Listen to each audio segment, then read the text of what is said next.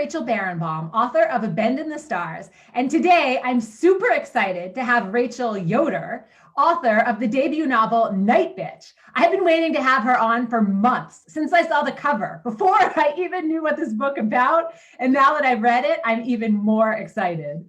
Rachel, tell me, what is Night Bitch about? Night Bitch is about an ambitious artist turned reluctant stay-at-home mom who becomes convinced that she is turning into a dog.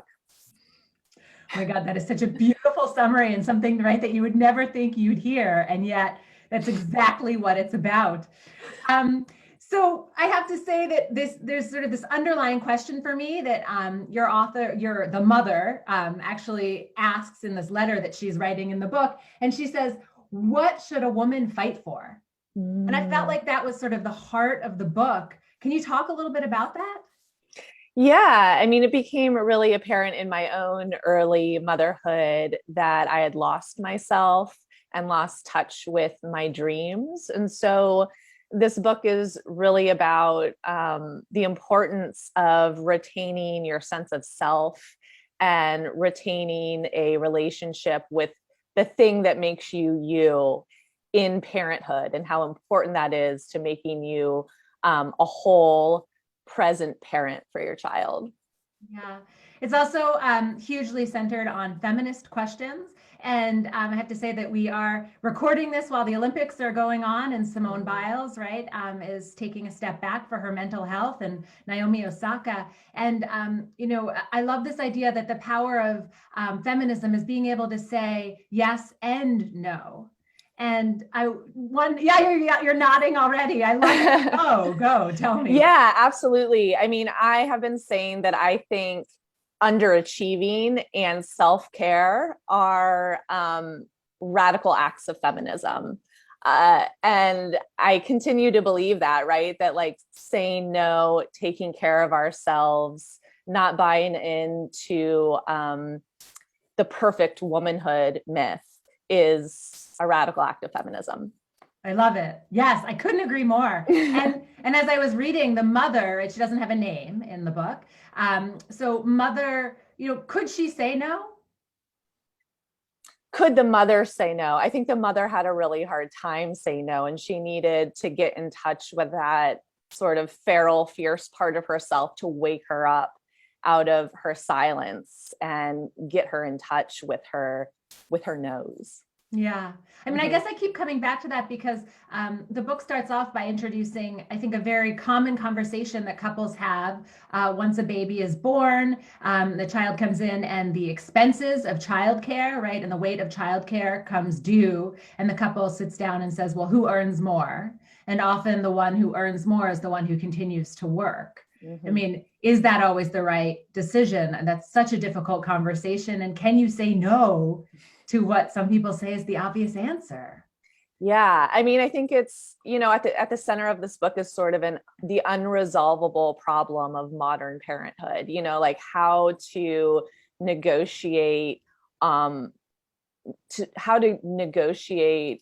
taking care of a child and working and having both parents, have full lives while at the same time be parents. And so I wanted to take on that unresolvable question and see if I could get some clarity on it in this book. Yeah. So have people been flocking to that question and really pulling that out in your interviews? Yeah, I mean, yeah, people are asking about that and asking about, how magic or how the sort of impossible comes into the equation and in answering that question. Yeah, and I don't think it's necessarily answered, but I think it's something that's explored in the book.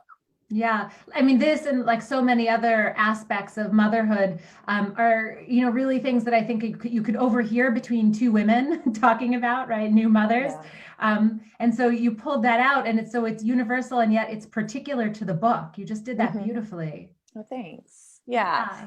Yeah, I mean, I think that what I really wanted to pull out was how do you negotiate those questions, not only with your partner, but first with yourself, right? Like, how do you work through all of these sort of insurmountable problems with yourself, and how do you come back to yourself so that you can really, be an advocate for yourself within the marriage and within parenthood. And I also loved that the mother recognized that this was also a question or a situation of privilege that she's experiencing, right? Because she's sort of a generic middle class, generic town, anywhere USA type of a situation. Yeah. How did you think about that? Yeah, well, I mean, that was something that I kind of felt too, like, how can I write a book that is complaining about staying home with a child, when I myself, feel very privileged that I get to be home with him. And so I did want to kind of call that out and say, I see this and I understand this for what it is. And at the same time, it's still really hard. And can we still talk about this? Yeah. Right. Because I think it is a very important conversation to be having. I've heard stories on NPR at least a dozen times where people are interviewed, women dropping out of the workforce right now during COVID because they are earning less than their husbands. Right. And so who's the one who stops working? Yeah. And I've already heard from so many women who are like, this is my story. Thank you for writing this. I feel very seen. And I think that is the most gratifying part, to give voice to this story that so many women have gone through, so that hopefully we can begin sort of talking about it more culturally. Yeah. So one of the places that the mother goes to look for answers is the library. And she takes this book out that's written by a philosopher, it turns out, right? Wanda White. Mm-hmm. Who is Wanda? Ask you. Who is she? No one knows. I mean, she's so mysterious. She's sort of like a philosopher anthropologist. Wanda is, now that I've been kind of talking about the book more, I see that Wanda is the crone, right? She's that old female voice of wisdom. And that was really a voice that I craved in my early motherhood. And I wish that I had a Wanda around. And so I'm glad that she found her way to me through the book. I loved it. In particular, I loved it because I think that one of the things that's hard to understand until you live it is that being a brand new mother can be very lonely. From the outside, it looks like, well, there's a mother and a child. They're not alone, right? And yet it is lonely because who are you going to talk to, right? And who do you choose to bring in as your friend? And I felt like the mother brought Wanda in to help her stop being lonely, Yes, that's a beautiful way of thinking about it. And to the fact that the mother starts writing letters to Wanda, which, never really reach Wanda. She's just sort of emailing them into the ether. But to feel that she's in conversation with this person, and that, that's also the role that books have played for me as a reader and writer, that I find a book and in that book, I sort of find community with the author and the voices in the book. Yeah. I loved her. I think that Wanda was one of my favorite parts of the book, actually. Oh, yay. So, yeah. Okay. So we kind of skipped over the fact that this whole book is centered on the idea that the mother turns into a dog. Right. Just a minor point. Yeah. Right. Minor plot point. Can you talk a little bit about that? Like, where did that idea come from? Yeah. Well, I mean, I had the title of the book first. That's what I began with. And it seemed like a really fun idea and also a bad idea. It was sort of a challenge, like I should not write a book where the mom turns into a dog. That's a horrible idea. And so I was like, let's try. Let's see if I can make it work. So it was sort of this fun artistic challenge. And I thought it could be funny and also bring out some of, the angrier elements that I wanted to explore.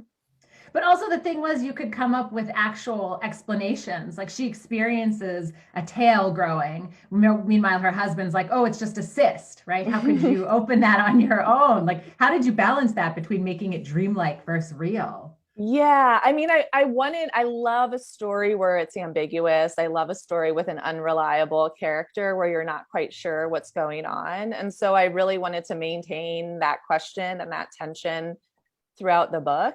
So I just played with that throughout.